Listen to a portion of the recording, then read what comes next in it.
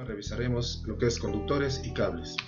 Conoceremos las diferencias entre un cable y un conductor, diferenciar los distintos tipos de conductores eléctricos de baja tensión y dimensionar el calibre requerido para un tipo de aplicación. Definamos qué es conductor. Conductor es el material metálico que permite el paso de la corriente eléctrica en un circuito eléctrico. Podemos tener dos tipos. Tenemos en primer lugar el conductor de cobre, que es el material que más se utiliza en la industria, dado que tiene su baja resistividad y es un material barato. Su resistividad es de 0.0172 ohmios por milímetro cuadrado sobre metro, o de 1.71 por 10 a la menos 8 ohmios por metro, y su color característico es de color rojizo. El otro tipo de conductor es el conductor de aluminio, que tiene más resistencia eléctrica que el cobre. En este caso, el aluminio tiene 0.028 ohmios por milímetro cuadrado sobre metro, pero en cambio tiene una resistencia mecánica mayor. Se usa en las líneas de distribución eléctrica y obviamente tiene un costo menor.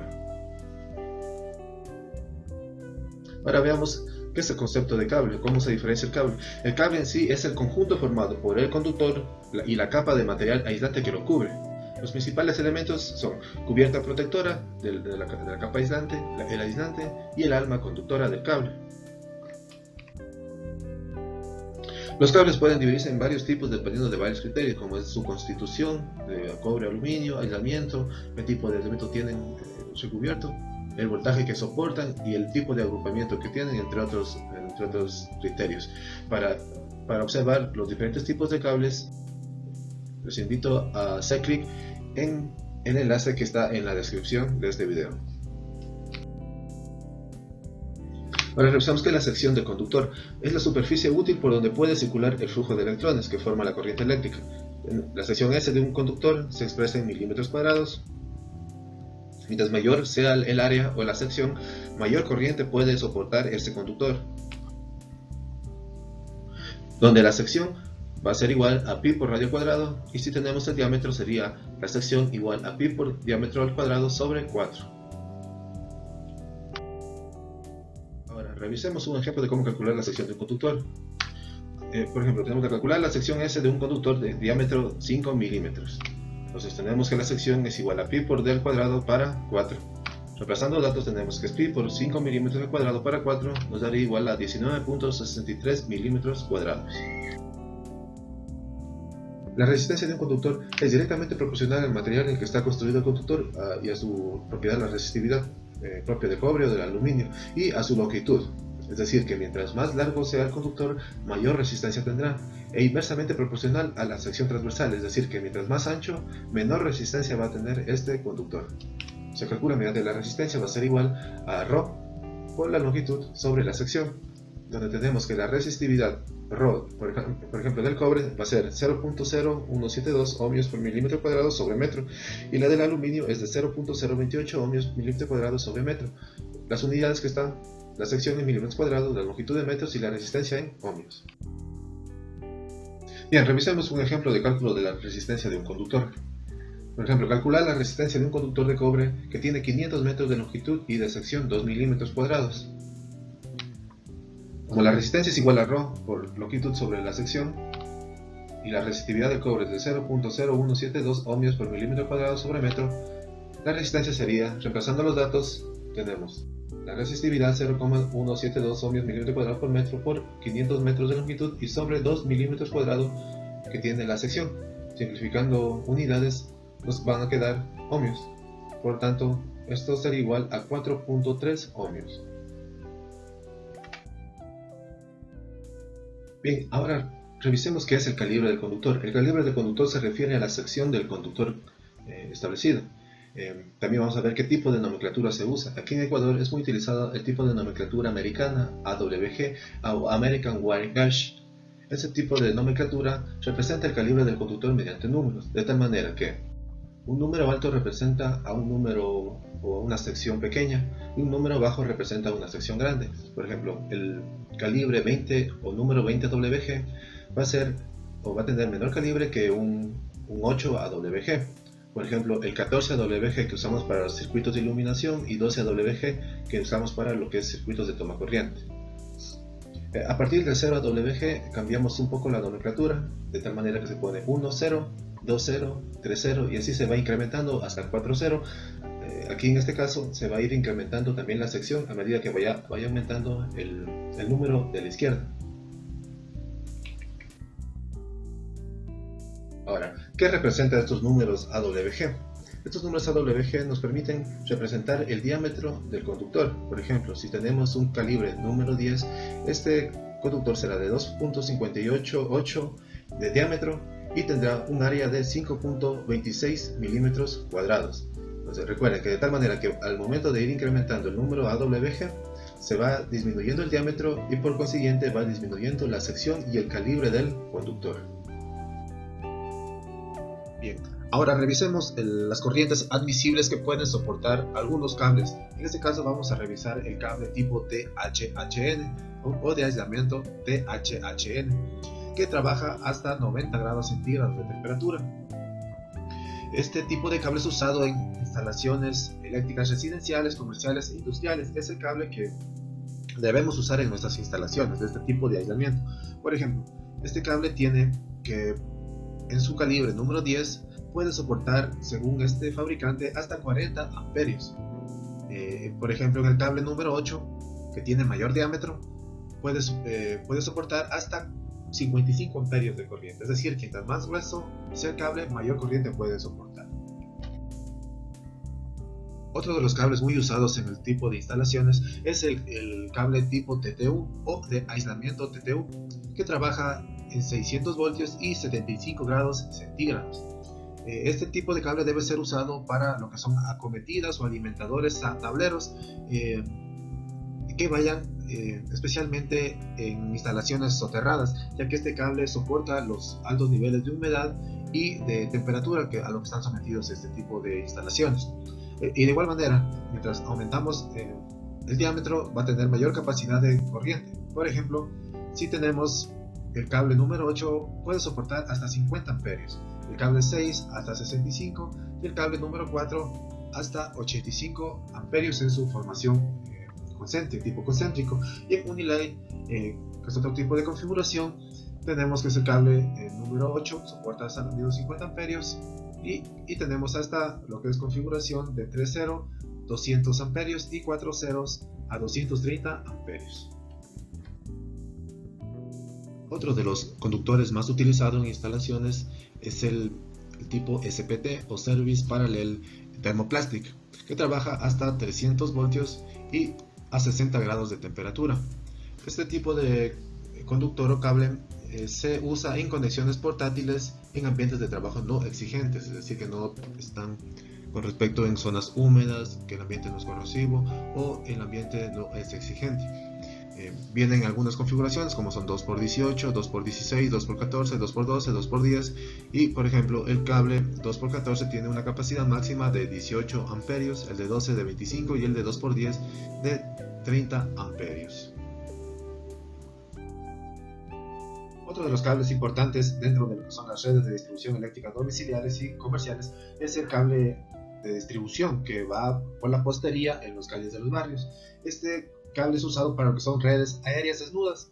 Se conoce como tipo ACSR, que es conductor de aluminio con refuerzo de acero. Y por ejemplo, este conductor tiene mayor capacidad de transporte de corriente. Por ejemplo, el calibre 1.0 puede transportar hasta 242 amperios y el calibre 4.0 puede transportar hasta 357 amperios. Si bien las fábricas determinan las corrientes máximas que pueden soportar sus conductores y sus calibres, la normativa ecuatoriana de construcción establece valores de seguridad de corriente con respecto a estos conductores. Tal es el caso, por ejemplo, que el calibre número 6, un cable de cobre, conductor de cobre con un recubrimiento THHN, debe soportar hasta 75 amperios y por ejemplo un calibre número 2 hasta 130 amperios. Claro, eso va a depender de la temperatura y del aislamiento, pero por lo general para alguna normativa debemos usar aislamiento tipo THHN de cobre.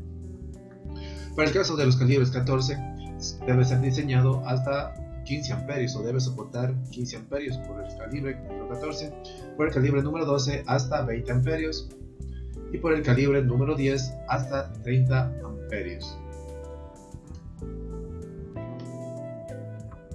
Luego de determinar el calibre del conductor, debemos también determinar el tipo de breaker o breaker que vamos a usar.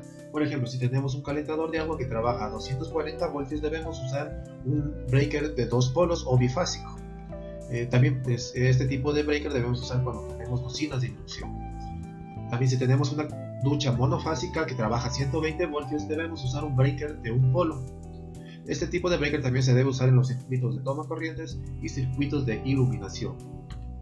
Y tenemos lo que es el breaker de tres polos, que se usa en cargas trifásicas, como pueden ser motores u otro tipo de carga que use este tipo de red trifásica.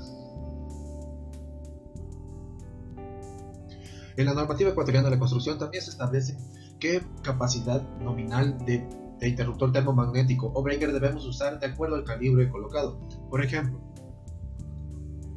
para el calibre número 12 debemos usar como máximo un breaker de 20 amperios o de capacidad nominal de corriente de 20 amperios. Para el calibre 10 un breaker de 30 o 32 amperios. Para un cable número 8 hasta 40 amperios y un cable número 6 hasta 50 amperios como corriente nominal de la protección termomagnética.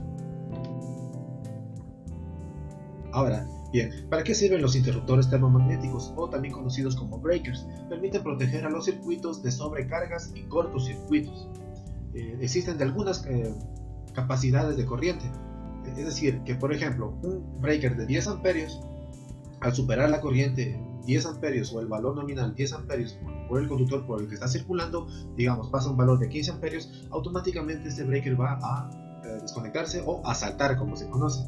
Entonces esto permite proteger tanto los cables, los dispositivos o también al haber cortocircuitos donde se producen corrientes instantáneas muy grandes. Entonces esto también va a permitir que no se propague o que se derrita el cable al suceder este tipo de contratiempos o conatos. Entonces tenemos lo que son interruptores termomagnéticos que pueden ser tanto de un polo, de dos polos o bifásico o de tres polos o trifásico. Entonces tenemos algunas capacidades nominales como de 10 amperios, de 15, 16 amperios, 20, 30 o 32 amperios, 40 amperios, 50 hasta 63 amperios, que son los breakers que usamos al interior de las residencias o viviendas y que pueden ser de 1 o 2 o 3 polos dependiendo del tipo de aplicación o carga que estamos conectando. Por ejemplo, en el caso de circuitos de iluminación y toma corrientes vamos a usar circuitos de un polo. Para el caso de, por ejemplo, cocinas de inducción o calentadores de agua, por lo general se utiliza lo que son breakers de dos polos. La nomenclatura en los diagramas eléctricos se coloca el número de polos por la corriente que soporta el breaker. Por ejemplo, si es de un polo sería un polo por 10 amperios. Si es de dos polos sería 2P por 10 amperios. Y así para los demás casos. Existen algunos tipos de interruptores termomagnéticos o breakers. Tenemos los breakers de tipo enchufable, que son los que usamos en los tableros de las residencias que son de tipo centro de carga. Estos son los más utilizados y que tienen una capacidad nominal hasta 63 amperios.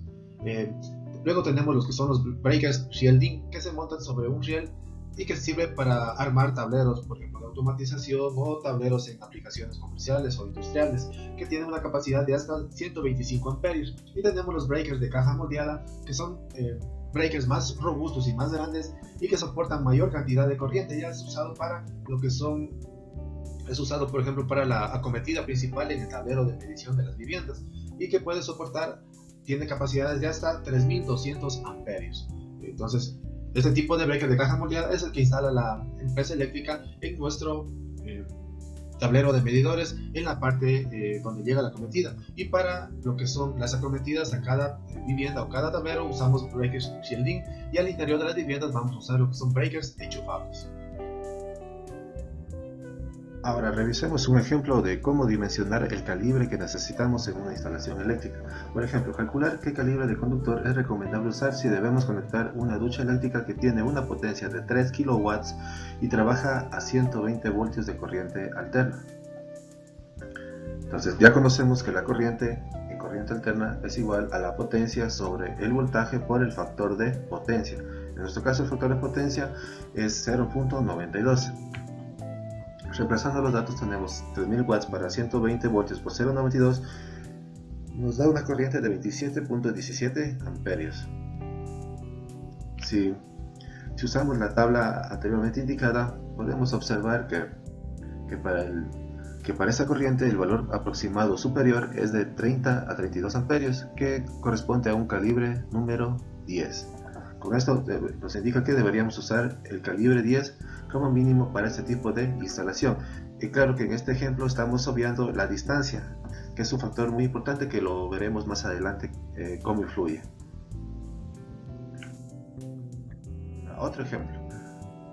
Ahora, calcular qué calibre de conductor necesitamos en una instalación eléctrica para conectar un calefón eléctrico que tiene una potencia de 6 kW y trabaja a 240 voltios alternos, a diferencia que la ducha trabajaba a 120. Entonces veamos. Igualmente tenemos que la corriente es igual a la potencia por el voltaje por el factor de potencia. Es igual, reemplazando datos quedaría 6000 watts sobre 240 por 0.92 es igual a 27.17 amperios. Nos dio la misma corriente que tuvimos anteriormente, debido a que, si bien este calefón tiene el doble de potencia, pero estamos trabajando al doble de voltaje, por lo tanto la corriente va a compensarse y vamos a tener la misma corriente. Por lo tanto, al tener doble de potencia y usar 240 voltios, podríamos usar el mismo cable 10, ya que va a circular esta misma corriente de 27.17 amperios. Ahora, ¿cuántos conductores debo usar por los distintos tipos de conexión? Como vimos anterior, de 120 o 240 voltios. En la conexión de 120 se conoce como conexión monofásica, que era la conexión para la ducha, que trabaja a 120 voltios o 127 voltios. En este caso solo usamos lo que es fase, neutro y siempre lo que es la conexión a tierra. En este caso, estos tipos de circuitos monofásicos los tenemos en circuitos de iluminación y de toma corrientes, para el caso de nuestro país, el Ecuador, y la tierra se usa para lo que es protección a descargas y fugas de corriente. En el caso de, por ejemplo, el calefón que trabajábamos a 240 voltios, también este se denomina el circuito monofásico de 3 hilos de 220 a 240 voltios, o también puede tener dos fases. Es usado para cocinas de inducción, carga de autos eléctricos y calentadores de agua.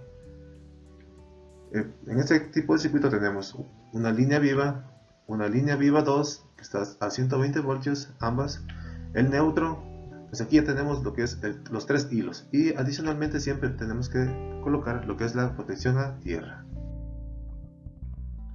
Por último, revisemos un tipo de conexión especial que es la conocida como trifásica, en donde vamos a tener este tipo de circuito para poder conectar cargas especiales de alto consumo, de altísimo consumo, como por ejemplo ascensores, motores industriales u otro tipo de carga que necesita este tipo de conexión. En este tipo de conexión, en cambio, usamos lo que son 4 hilos, que son 3 fases y el neutro.